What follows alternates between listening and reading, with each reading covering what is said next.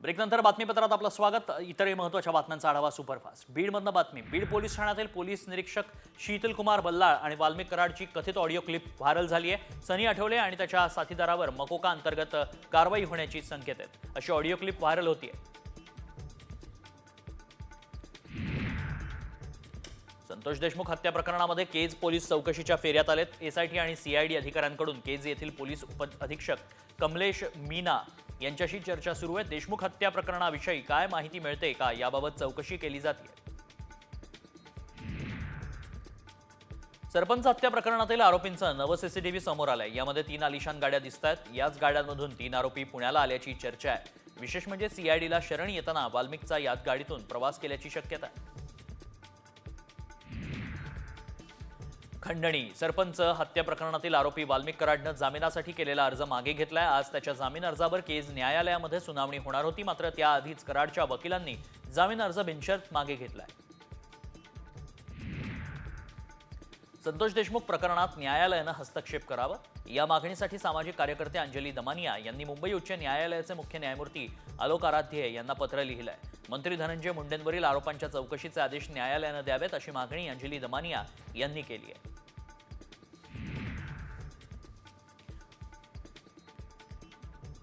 धाराशिवच्या जिल्हा नियोजन समितीच्या बैठकीला अखेर मुहूर्त लागलाय. पालकमंत्री प्रताप सरनाईकांच्या उपस्थितीमध्ये 26 जानेवारीला बैठक पार पडणार आहे. विकास कामासाठी समितीकडे आणखी 265 कोटींचा निधी शिल्लक असून यातील किती रकमेला पालकमंत्री मंजुरी देतात याकडे सर्वांचंच लक्ष लागलंय. धाराशिव जिल्ह्यातील शेतकऱ्यांच्या खात्यावर अतिवृष्टीचं अनुदान जमा होण्यास सुरुवात झाली आहे. शेतकऱ्यांनी केवायसी करूनही अनुदान मिळत नव्हतं. त्यामुळे अनिल जगतापांनी मुख्यमंत्र्यांकडे तातडीनं अनुदान द्यावं अन्यथा आंदोलन करू असा इशारा दिला होता. अखेर हे अनुदान खात्यात जमा झाल्यानं शेतकऱ्यांना दिलासा मिळालाय. धाराशिव जिल्ह्यात सोयाबीन विक्रीसाठी शासनानं हमीभाव खरेदी केंद्र सुरू केलेत.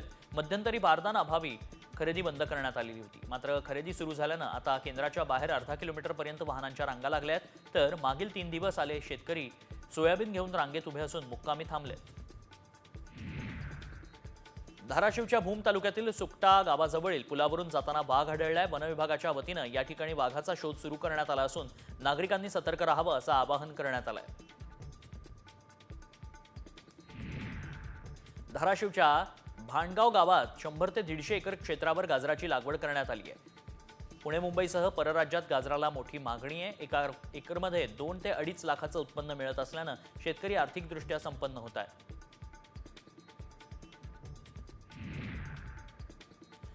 आता पाहूयात अमरावतीच्या टॉप 5 बातम्या. 30 डिसेंबर रोजी अमरावती जिल्ह्यातील चिखलदरा तालुक्यात आदिवासी वृद्ध महिलेला मारहाण करून धिंड काढण्यात आली होती. या घटनेची दखल जिल्हाधिकाऱ्यांनी घेतल्यानंतर संपूर्ण गावानं ग्रामसभेमध्ये संबंधित महिलेची आणि कुटुंबाची माफी मागितली आहे. अमरावतीमध्ये वीज महावितरण यांच्या वतीनं सर्वत्र स्मार्ट मीटर बसवण्याचं काम सुरू आहे. त्यामुळे मीटर रिडिंग आणि बिल वाटप करणारे कामगार यांच्यावर उपासमारीची वेळ येणार आहे. याच्या विरोधात वीज मीटर रिडिंग आणि बिल वाटप करणारे कामगार 1 फेब्रुवारीपासून संपावर जाणार आहेत. अमरावतीत महिला एसटी प्रवासी वाढल्या आहेत. अमरावती जिल्ह्यात वर्षभरात एसटीमधून 1,61,00,000 महिलांनी प्रवास केलाय. महिला प्रवाशांच्या वाढत्या संख्येनं एसटीचं उत्पन्न देखील वाढलंय. विदर्भातील सर्वात मोठी बहिरम यात्रेनिमित्त बैलगाडा शर्यतीचं आयोजन करण्यात आलं होतं. यात माजी मंत्री बच्चू कडू यांनी भव्य शंकरपटाचं आयोजन केलं. यावेळी बच्चू कडू यांनी स्वतः बैलजोडी घेऊन शंकरपटात सहभागी होऊन सुसाट बैलजोडी हाकली. अतिशय सुसाट वेगानं अवघ्या 6 सेकंदात त्यांनी पल्ला गाठला.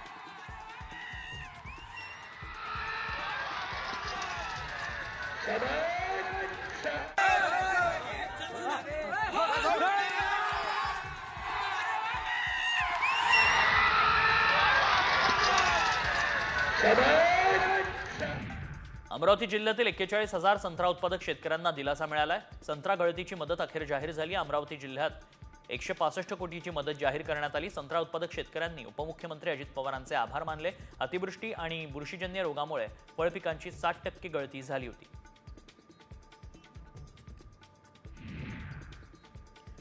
बातम्या बुलढाण्यातल्या. चिखली विधानसभा मतदारसंघात आमदार श्वेता महाल यांच्या नेतृत्वात भाजपच्या विस्ताराला एक नवा आयाम मिळालाय. मतदारसंघातील शहर आणि ग्रामीण भागात महाविकास आघाडीला मोठे हादरे बसलेत. मुंबई इथे श्वेताताई महाल यांच्या नेतृत्वावर विश्वास ठेवून मवियाच्या घटक पक्षातील पदाधिकाऱ्यांनी भाजपमध्ये प्रवेश केलाय.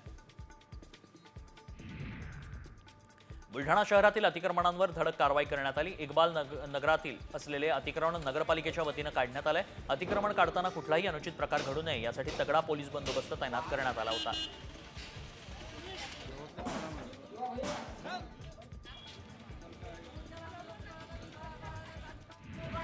वाशिम जिल्ह्यात अवैध प्रवासी वाहतूक गंभीर समस्या बनली आहे। खासगी वाहनाद्वारे क्षमतेपेक्षा अधिक प्रवासाची वाहतूक होते, यामुळे प्रवाशांच्या जीवाला धोका पोहोचतोय। एका खासगी वाहनामध्ये प्रवाशांना लटकून गाडीच्या बोनेटवर बसून टपावर बसून प्रवास करण्याच्या प्रकारानं वाहतूक सुरक्षेबाबत प्रश्न उपस्थित होत आहेत। यवतमाळमध्ये प्रधानमंत्री कृषी सिंचन योजनेचे पाणलोट 28 जानेवारीला करण्यात येणार आहे। या कार्यक्रमाला केंद्रीय मंत्र्यांसह मुख्यमंत्री आणि दोन्ही उपमुख्यमंत्री उपस्थित राहणार आहेत। या पार्श्वभूमीवर जिल्हा प्रशासनाने नियोजनासाठी 26 समित्या गठीत केल्या आहेत।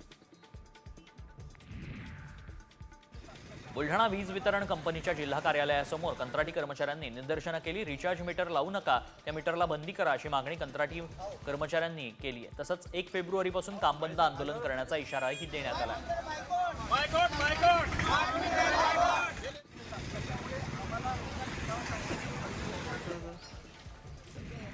डॉक्टर बाबासाहेब आंबेडकर आंतरराष्ट्रीय नागपूर विमानतळातील धावपट्टीच्या रिकार्पेटिंगचं काम महिनाभरात पूर्ण करण्याचा अल्टिमेटम केंद्रीय मंत्री नितीन गडकरींनी दिला होता।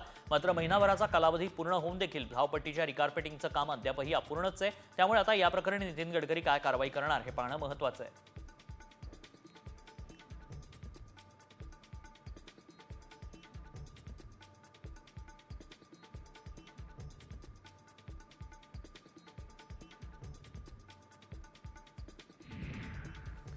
वर्धा जिल्ह्यातील महत्त्वाच्या प्रकल्पांमध्ये एक असलेल्या धाम प्रकल्पाच्या निर्मितीला मोठा कालावधी लोटलाय। या प्रकल्पाच्या वितरिका 40 पेक्षा अधिक वर्षांच्या आहेत। धाम प्रकल्पाच्या धरण तसंच वितरण व्यवस्थेच्या नोंदणी करण्यासाठी तब्बल 252 कोटी रुपयांचा प्रस्ताव शासनाकडे सादर करण्यात आलाय। यवतमाळच्या जिल्हा मध्यवर्ती बँकेचे अध्यक्ष मनीष पाटलांच्या विरुद्ध अविश्वास प्रस्ताव दाखल करण्यात आला। या अविश्वास प्रस्तावासंदर्भात 31 जानेवारीला सभा घेण्यात यावी असे निर्देश विभागीय सहनिबंधकांनी दिले। विशेष म्हणजे पाटलांच्या विरोधात 20 पैकी 14 संचालकांनी मोर्चे बांधणी केली आहे।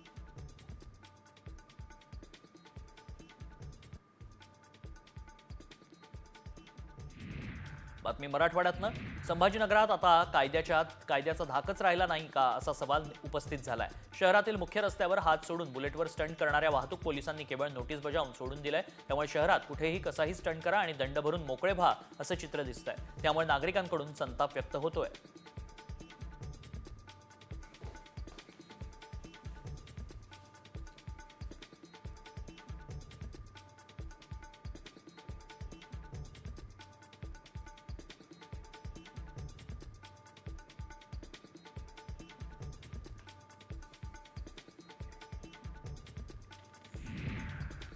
लातूरमधील ढाळेगावमध्ये एकाच वेळी 4200 कोंबड्यांचा अचानकपणे मृत्यू झालाय।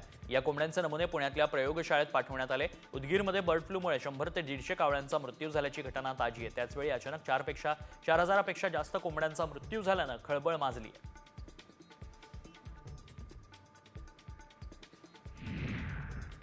सोमनाथ सूर्यवंशींना न्याय मिळावा या मागणीसाठी परभणीतून मुंबईच्या दिशेने लॉंग मार्च निघालाय। आज लॉंग मार्चला 7वा दिवस आहे। 18 फेब्रुवारीला मुंबईच्या मंत्रालयावर हा लॉंग मार्च धडकणार असून न्याय मिळाला नाही तर मुंबईत ठिय्या आंदोलन करू असा इशारा आंदोलकांनी दिलाय। नांदेडमध्ये 2 गावांमधून पैनगंगा नदी वाहतीये। मात्र या नदीवर पूल नसल्यानं नदी पार करण्यासाठी जीवघेणा प्रवास करावा लागतोय। या ठिकाणी पुलास मंजुरी देण्यात आली आहे, मात्र प्रशासनाच्या हलगर्जीपणानं पुलाचं काम रखडलंय। त्यामुळे नदी पार करण्यासाठी गावकरी लाकडी तराफ्याच्या साहाय्यानं धोकादायक प्रवास करतायत।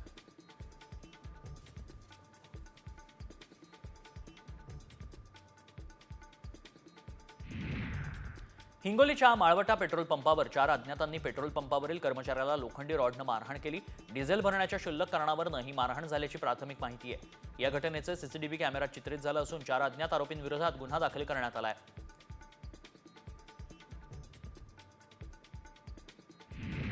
नांदेड जिल्ह्यात मागील काही दिवसांपासून वातावरणात मोठा बदल होतोय। या बदलामुळे मका पिकावर अळीचा रोगाचा प्रादुर्भाव वाढलाय। परिणामी परिसरातील शेतकरी मोठ्या संकटात सापडले।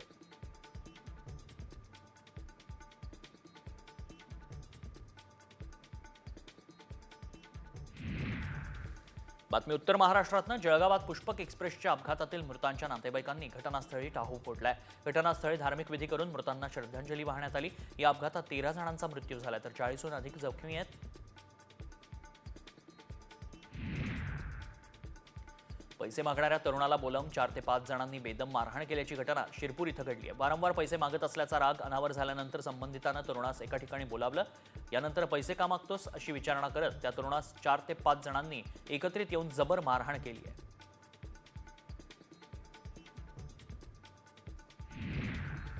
महसूल अधिकारी मारहाण प्रकरणानंतर दाखल गुन्हे मागे घेण्यासंदर्भात धुळ्यात मोर्चा काढण्यात आलाय. संबंधित महसूल अधिकाऱ्यांच्या भ्रष्टाचाराची चौकशी करण्यात यावी अशी मागणी करण्यात आली आहे. याच संदर्भात जिल्हाधिकाऱ्यांची भेट घेऊन मोर्चेकरांनी निवेदन दिलंय.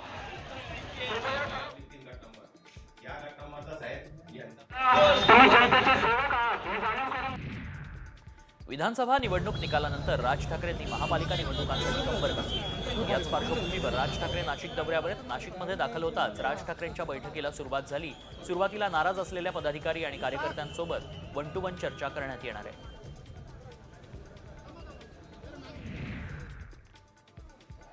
पुरंदर विमानतळाला बाधित 7 गावातील नागरिकांनी आता विरोध दर्शवलाय. खानवडी, पारगाव, मुंजवडी, एकतापूर, वनपूर, उदाचीवाडी येथील ग्रामस्थांनी मोर्चा काढला. सासवडमध्ये मोर्चा काढत नागरिकांनी पुरंदर विमानतळाला विरोध केलाय.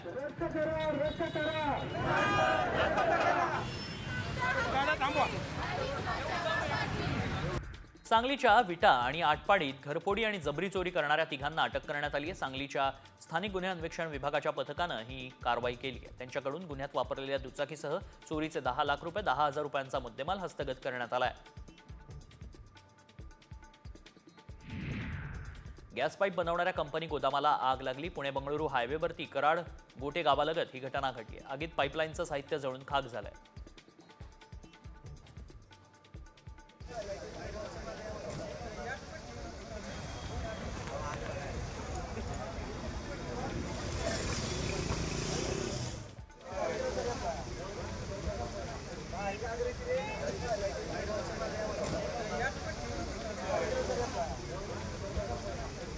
गॅस पाईप बनवणाऱ्या कंपनी गोदामाला आग लागली. पुणे बंगळुरू हायवेवर कराड गोटे गावालगत ही घटना घडली आहे. आगीत पाईपलाईनचं साहित्य जळून खाक झालंय.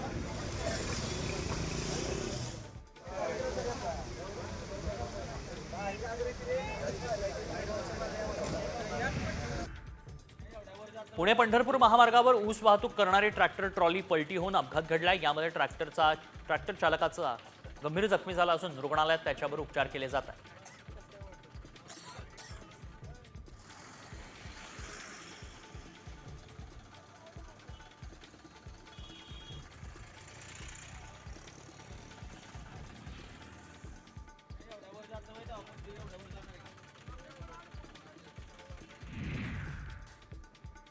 क्रीडा मंत्री दत्तात्रय भरणेंच्या व्हॉलीबॉल खेळताना तोल गेला आणि ते जमिनीवर कोसळले. व्हॉलीबॉलच्या लोखंडी पोलवर त्यांचं डोकं आपटण्याची शक्यता होतीच, मात्र भरणेंनी स्वतःला सावरलं. त्यामुळे मोठी दुर्घटना टळली. हावळात इंदिरा कॉलेज ऑफ इंजिनिअरिंगच्या क्रीडा संकुलाचं उद्घाटन भरणेंच्या हस्ते झालं.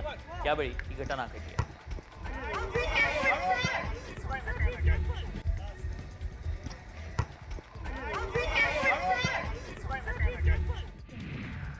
पिंपरी चिंचवड शहरातील काशीद पार्क जवळील बिगारी कामगारांच्या पत्राशेड झोपडपट्टीला आग लागून 10 लाख रुपयांची रोख रक्कम पूर्णतः जळून खाक झाली आहे. पत्राशेड झोपडपट्टीला लागलेली आग पिंपरी चिंचवड महानगरपालिकेच्या अग्निशमन दलानं विझवली आहे.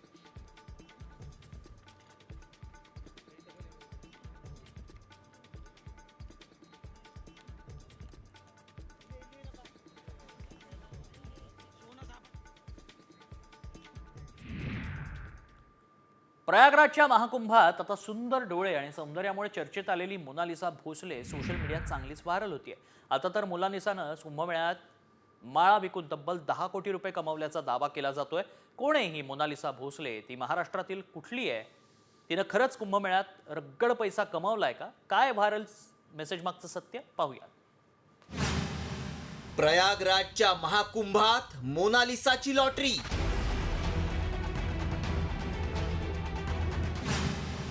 10 दिवसात 10 कोटींची कमाई.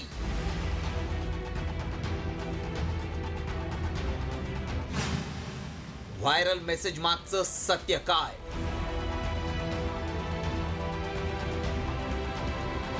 प्रयागराजच्या महाकुंभात सुंदर डोळे आणि सौंदर्यामुळे चर्चेत आलेली मोनालिसा भोसले सोशल मीडियात चांगलीच व्हायरल होतीये. आता तर मोनालिसानं कुंभमेळ्यात माळा विकून कोट्यवधी रुपये कमावल्याचा दावा केला जातोय. कोण आहे ही मोनालिसा भोसले? ती महाराष्ट्रातली आहे का? तिनं खरंच कुंभमेळ्यात रगड पैसा कमावलाय का, असा सवाल आता विचारला जातोय. त्यापूर्वी व्हायरल मेसेजमध्ये नेमका काय दावा करण्यात आलाय पाहूयात. कुंभमेळ्यात सुंदर डोळ्यांची मोनालिसा भोसले सर्वांचंच लक्ष वेधून घेतीये.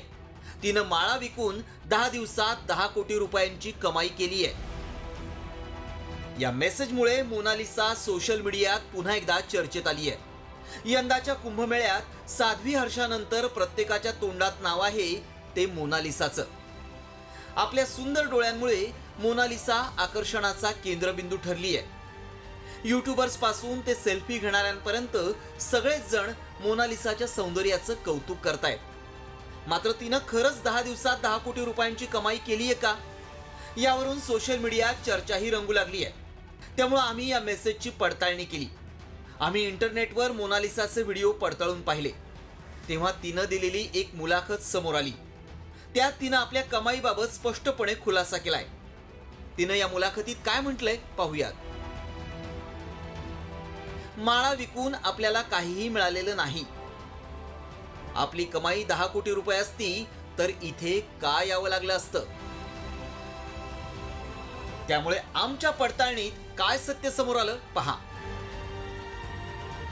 कुंभमेळ्यात माळा विकणाऱ्या मोनालिसा भोसलेनं 10 दिवसात 10 कोटी रुपये कमावलेले नाहीत. मोनालिसाचं खरं नाव मोनी असंय. भावाच्या शिक्षणासाठी तिला शाळा सोडावी लागली. माळा विकणं हा तिचा परंपरागत व्यवसाय. मोनालिसा इंदूरची रहिवासी आहे.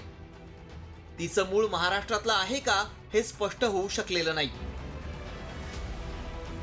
त्यामुळं आमच्या पडताळणीत मोनालिसानं 10 दिवसात 10 कोटी रुपयांची कमाई केल्याचा दावा असत्य ठरलाय. इतक्या कमी वेळात कुणीही इतके पैसे कमावू शकत नाही. केवळ तिच्या लोकप्रियतेचा फायदा घेऊन काही जण दिशाभूल करण्यासाठी असं मेसेज व्हायरल करतायत. तुम्ही अशा मेसेजवर विश्वास ठेवू नका. ब्युरो रिपोर्ट, साम टीव्ही न्यूज.